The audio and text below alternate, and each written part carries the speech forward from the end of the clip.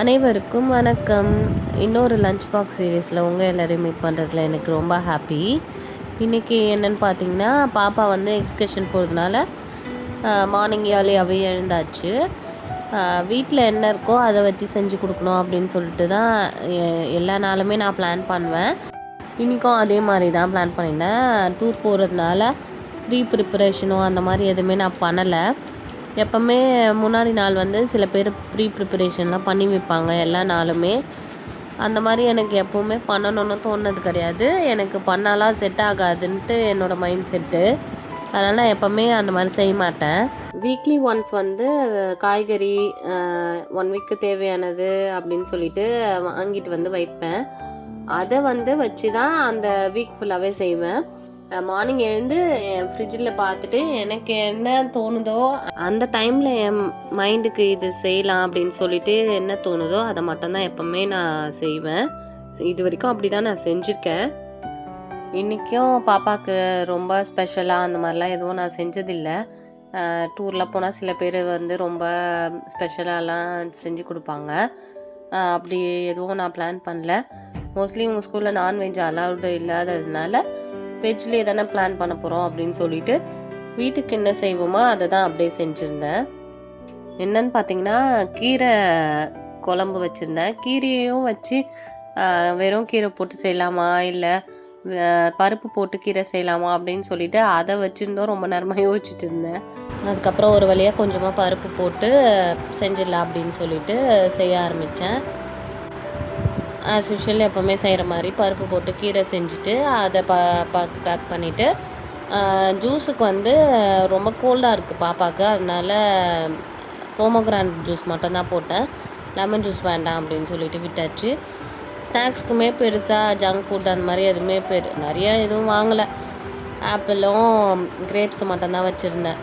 வீட்டில் already corn இருந்தது, sweet கார்னு, அதையும் அப்படியே வேக வச்சு கொடுத்தாச்சு. போகிற இடத்துல அதிகமாக சாப்பிட்டா என்ன வாமிட் என்ன வரப்போகுது அப்படின்னு சொல்லிட்டு ஸ்நாக்ஸுமே அதிகமாக கொடுக்கல. லிமிட்டடான லஞ்சு எப்பவும் போல் ஸ்கூலுக்கு பேக் பண்ணுற மாதிரி பேக் பண்ணி அனுப்பிட்டேன்.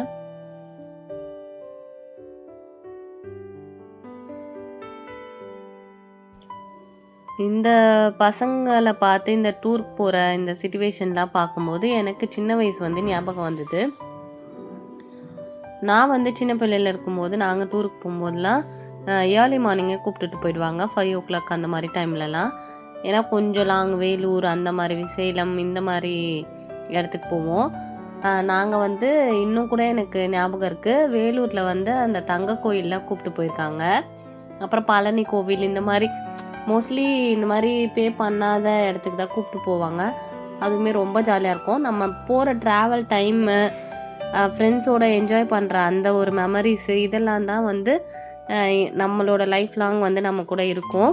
அதே மாதிரி தான் எனக்கு வந்து இந்த குட்டீஸை பார்க்கும்போது என்னோடய சின்ன வயசு ஞாபகம் வந்து ஒரு டைம் வந்துட்டு போச்சுன்னு சொல்லலாம். அந்தளவுக்கு பசங்களும் செமையாக என்ஜாய் பண்ணிட்டு இருந்தாங்க.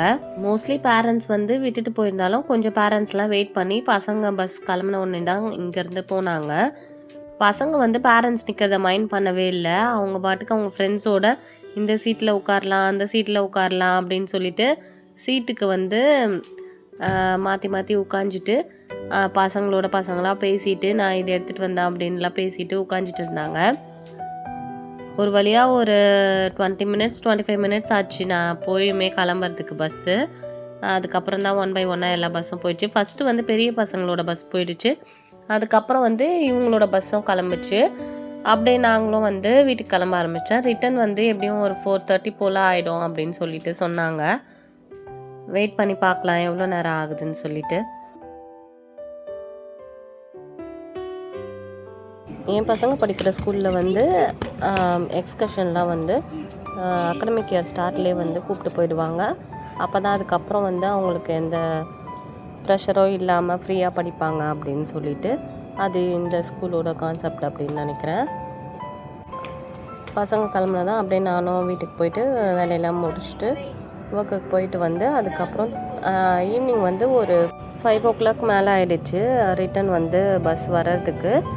லைவ் லொக்கேஷன் வந்து ஷேர் பண்ணிகிட்டே தான் இருந்தாங்க. பஸ் வரத்துக்குமே ஒரு 5 o'clock மேலே ஆகிடுச்சு. ஃபஸ்ட்டு வந்து வந்த பஸ் வந்து ரொம்பவே அமைதியாக தான் வந்தது. ஆனால் செகண்ட் வந்த பஸ்ஸை பாருங்களேன்.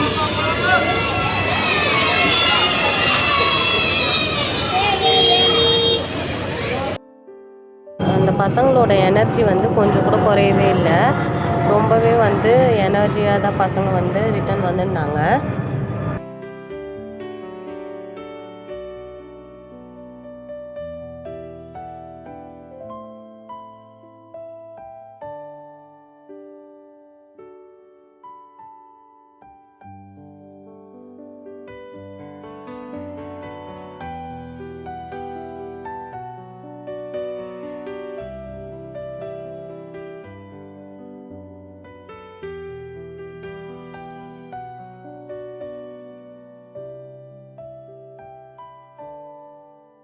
பசங்க வந்து போகும்போது எவ்வளோ எனர்ஜியாக இருந்தாங்களோ ரிட்டர்ன் வரும்போது அவ்வளோ வந்து அவங்க டயர்டாக தான் இருந்தாங்க. டூர் போன பசங்கள்லாம் வந்து நிறைய மெமரிஸை வந்து க்ரியேட் பண்ணிட்டு வந்திருப்பாங்கன்னு சொல்லிட்டு நம்புகிறேன். பாப்பாவுமே நல்லா ஜாலியாக என்ஜாய் பண்ணிட்டு வந்தாங்க. அந்த மாதிரி போயிட்டு நிறைய ஜூஸ்லாம் குடித்ததுனால கொஞ்சம் பேச முடியல, தொண்டை கட்டிட்டு ரொம்ப கோல்டோட ரிட்டர்ன் வந்தாங்க. ஆல்ரெடி கோல்டாக தான் இருந்துச்சு, ஆனாலும் ஜூஸ்லாம் குடித்ததுனால ரொம்ப சிவியரான மாதிரி இருந்துச்சு. பசங்க எல்லாரையுமே வந்து அரேஞ்ச் பண்ணி ஃபஸ்ட்டு உட்கார வச்சுட்டு எல்லாருமே வந்திருக்காங்களான்னு நேம் லிஸ்ட்டு செக் பண்ணிவிட்டு அதுக்கப்புறமா வந்து அனுப்பிவிட்டாங்க. போகும்போது அந்த அம்மா எப்படி இருந்தாங்க, வரும்போது பாருங்கள் அப்படியே டல் ஆகிட்டாங்க. எப்படி இருந்தேன் நான் எப்படி ஆகிட்டேன்ற மாதிரி. நிறையா ஹாப்பினஸோட மெமரிஸோடு நாங்கள் ரிட்டன் வரோம். இந்த வீடியோ உங்களுக்கு ரொம்ப பிடிச்சிருக்குன்னு நினைக்கிறேன். இன்னொரு இன்ட்ரெஸ்டிங்கான வீடியோவில் உங்களை மீட் பண்ணுறேன். அது வரைக்கும் பாய்.